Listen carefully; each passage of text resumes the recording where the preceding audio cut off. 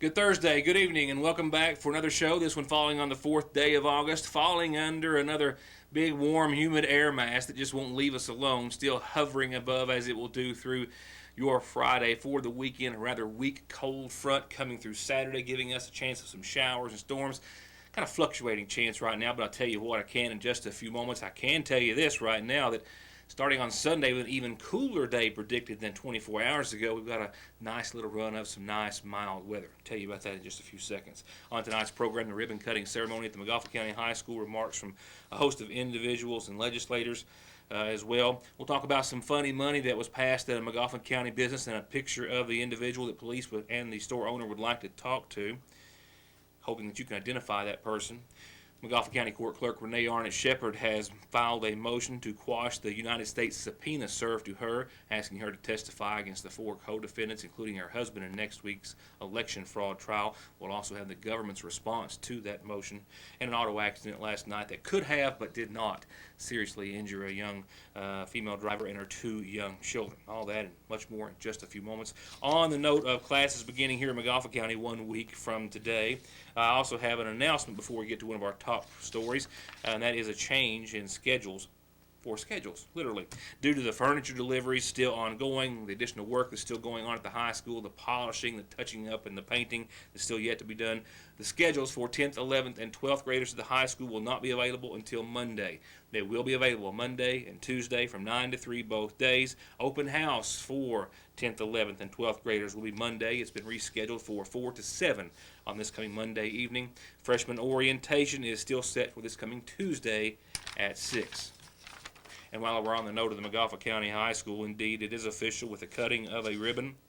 It brings together and closes a long chapter that began with a tornado back just a few years ago in the month of March. 4 years and some months to recover, but they have now officially done so. They've done so with immediately following the tornado and its aftermath. The Sagersville Grade School, of course, being moved to the old Sagersville Grade School grounds, the middle school to the high school students. Now the middle school students have another home of their own, the old high school. And with this ceremony, the Magoffin County High School was officially dedicated as of this week. 2012, on Friday evening, the tornado wiped out the middle school, and of course you heard damage to Sagersville Grade School. And the Sagersville Grade School went to the old grade school. And on Monday morning, we were meeting at the board office trying to figure out a way to welcome the middle school. And in a 2-week period, we were able to open those doors again, having increased the capacity by about 350 students, and I don't know how many staff members. And it was a very smooth transition because of all the willingness of everyone to work together. And it's been a long 4 and so many years, a couple months, I guess, but it's been enjoyable. We've got to know each other a lot more. We've worked closely together. We had to because we had nowhere else to go. We've had people in closets and sharing rooms. We've had teachers that haven't had a room in 4 years. We've had teachers that haven't had a room for the planning period in years because we've been rotating people in. And because of the willingness of all those people to work together, we've been able to make that work. So I didn't want this night to go past without recognizing not just the high school staff, but the middle school staff, and all those students that came together and all the support that we received from everyone. It was not easy, but it was enjoyable. We made a lot of friends, and I'm sure when school starts next week, we'll miss a lot of those faces that we got used to seeing every day. We have to be prepared to move beyond and prepare our students and our community to be able to create this kind of education that builds a skilled workforce out there. And what I'm talking about is not just preparing students to go to college. We all strive that we want our children to get a college degree. But in the past few weeks and few months and some of the meetings that I've been attending around the state, there's an important push, and it should be here as well, to not only educate our children to be successful in the academic world, but to be successful in whatever endeavor that they choose to do in their life. And we've got to give them those skills. And sometimes we think, and we're what I call, we're kind of on a one-way track. We think that to be successful, you have to have a college degree. That's not always true. To be successful, you've got to be able to take care of yourself and be a productive, providing for your family type of person. And we hope that we are able with this facility here, and if you look at it, it's beautiful, to provide that for our students. And down the road, we hope that this building will do that for generations to come. No, all I can say is wow. You know, whose kids deserve this? It's your all's kids deserve this. You know, we've been left out in the hills for so long. It's been a team effort from the first get-go. Stan, I'd say sometimes he takes me and call me 20 times a week. Apparently I thought for a while he was mad at me because he hadn't texted me or called me the last 2 or 3 weeks. So, but now, like I say, everybody said good things here. Our kids deserve this. Look at what a gym we got. That's what I told them a while ago. We need to start having some regional tournaments here now because we got one of the nicest gyms in Eastern Kentucky. To date, in the past several weeks and over the course of the past few months and throughout the construction, we've showed you the progress and the process in and of itself. And here, as of late, we've taken a brief tour of the school that boasts 4 computer labs, 4 state-of-the-art science labs, all the other technology, classrooms, and amenities that the Magoffin County High School will have for the first time in history. Former superintendent of schools, just retired as of days ago, Stanley Holbrook, who was instrumental and a big part of seeing this become a reality, says that it indeed was a culmination of a great deal of efforts and funding. I don't want to take all the credit for myself, but a lot of people here in this community and a lot of people in Frankfort helped us generate the funding for this school. After the tornado, this is a $41.5 million project, and it'll all be paid for. $1 million with the chairs and furniture, over $500,000 in technology. It parks 300 vehicles around it, and it's been a love-hate relationship for me. I love doing it, and I've all the time got cutbacks and setbacks, but they all continuously had to be overcome. But we got them all overcome. It's 98% done now, and I'm just tickled to death because I can see for a change that our students are absolutely excited. High school students are absolutely excited about having a new facility with all the bells and whistles to come to, just as good or better than any other school district in the state of Kentucky. That was our goal, that our students lack for nothing. We wanted to have everything that they needed to be successful in life, because the school district's purpose is to build futures. 1, 2, 3. Thank you all.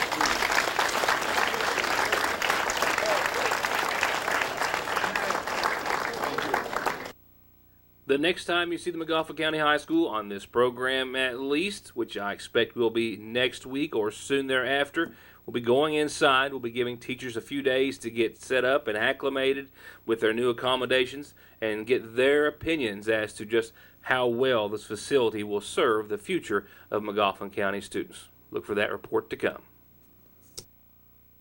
For high-speed internet starting at 15 meg for all of your gaming, movie, home, and business solutions, or to watch TV, including your favorite local channels without a contract, with hundreds of channels and digital and HD quality, and to stay connected 24/7 with friends and family, a direct line to 911, or to give your business the link it needs, choose telephone service you know is always there. Just click on their link on this site to find out how affordable the latest technology in communications can be. Foothills Communications.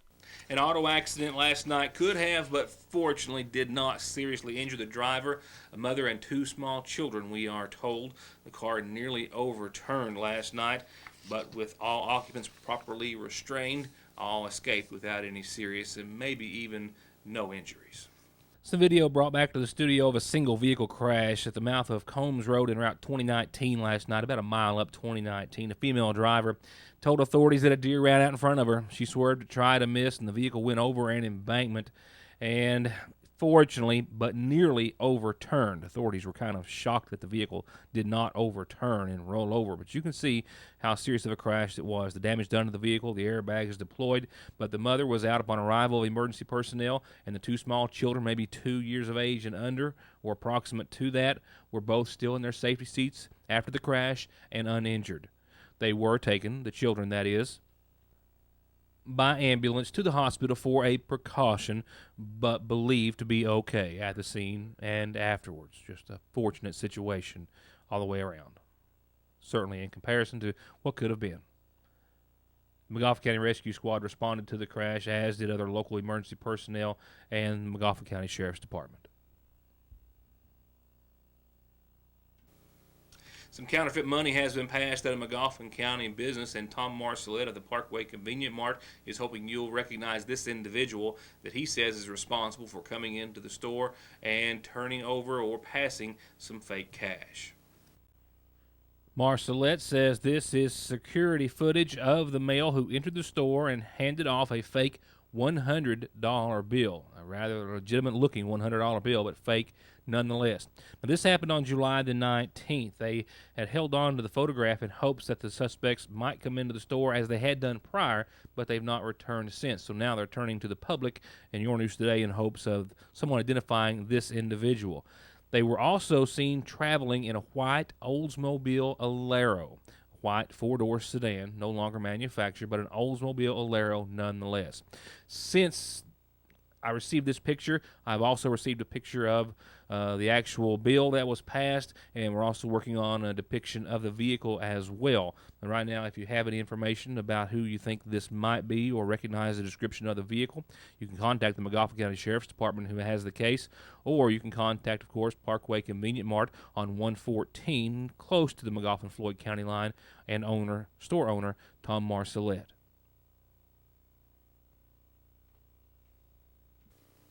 Still another top story to come right now. Announcements on your Magoffin Farm Bureau community calendar.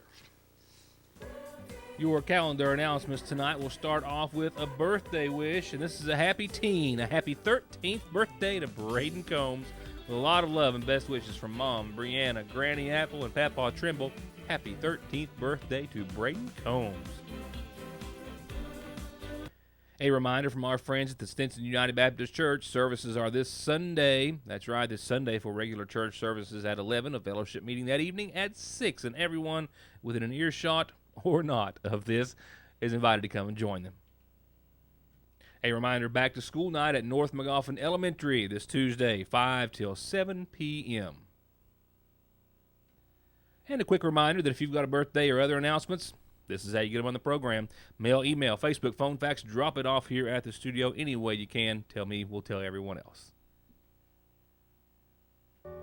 And a reminder of Celebration of Life services to be held in honor of 52-year-old Luke Lewis of Mash Fork, who passed away on the 3rd, the son of Carol Sue Day, who survives. Luke is also survived by his wife, Dee Dee, son Chase, and daughter, Kaylee Dawn.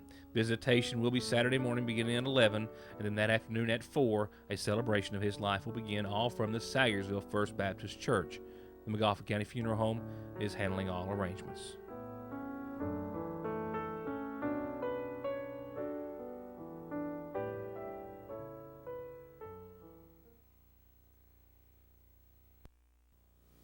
Withstanding any late motions or filings or reschedulings, it does appear as though the election fraud trial, as it pertains to a Magoffin County magistrate, the husband of the Magoffin County court clerk, and 2 other defendants, will go on as scheduled. It is still set to begin this coming Tuesday in London.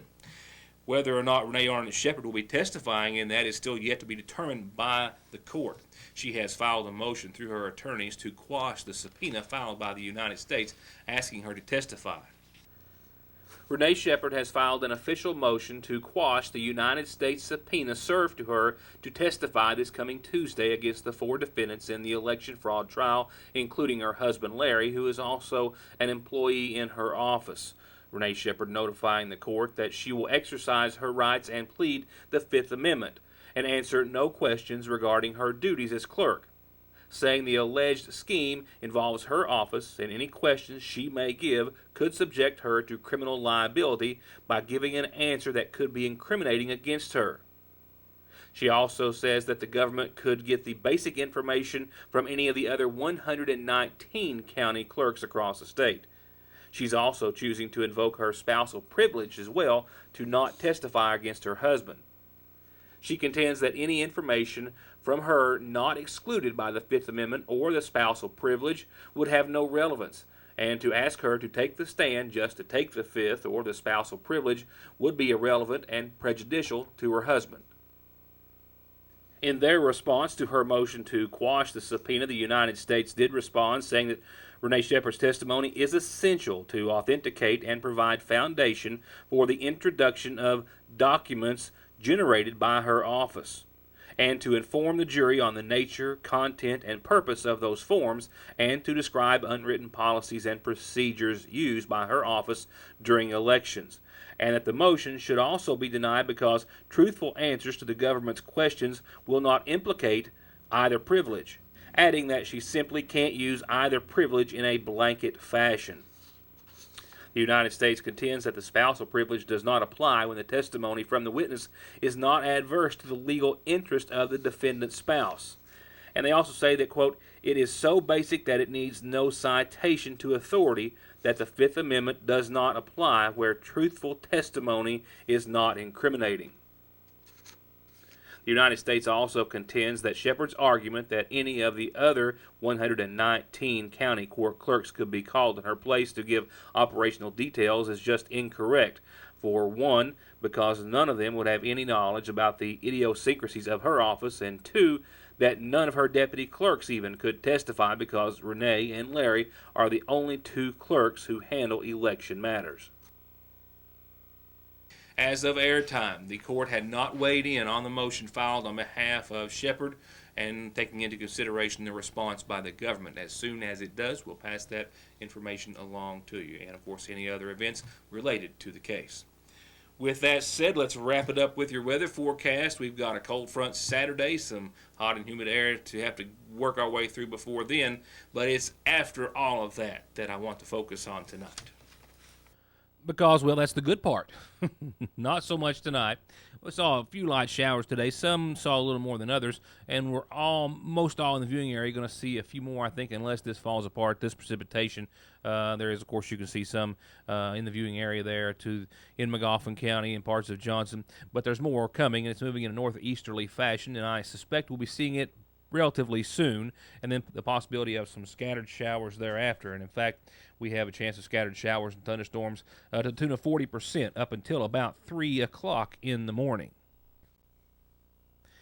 While we're at 82 right now here at the newsroom, at the 6 o'clock hour, 6:30ish, we will fall back to about 69 tonight, mostly cloudy skies, and once again that 40% chance of some scattered showers and thunderstorms. A warm, muggy air mass tomorrow continues to hover above 87 and 70, mostly cloudy. A 40% chance of showers and storms, mainly after 9 a.m. That's after a little patchy lingering fog as well, with a continued chance of showers and thunderstorms diminishing throughout tomorrow evening. But it's a cold front, a weakened one at that, Saturday, that gives us another good shot of some showers and thunderstorms, which are both quite likely at this point, to be quite honest. Anytime after 3 o'clock in the afternoon, we'll see a little patchy fog at the onset, and then we'll see the chance of some showers roll in under mostly cloudy skies, mid-80s for daytime highs. That cold front's going to have something to say about temperatures thereafter, too. Sunday's daytime high has been adjusted down to 83 degrees. That's right, 83, 60 for nighttime lows, mostly sunny, mostly clear. Monday, more of the same, mostly sunny, 84. A few clouds that night, nothing to complain about. Tuesday, more sunshine, about 86. And with that, we also start to work back in that chance of showers and thunderstorms that will make next week after Tuesday, I think, somewhat, if not much like this week. It's going to wrap it up for this Thursday. I've got an interesting interview with an outdoors organization set up for tomorrow afternoon, and some other news and information that you'll only see here, so be sure and join us then. For now, enjoy the rest of your somewhat hot and muggy Thursday evening.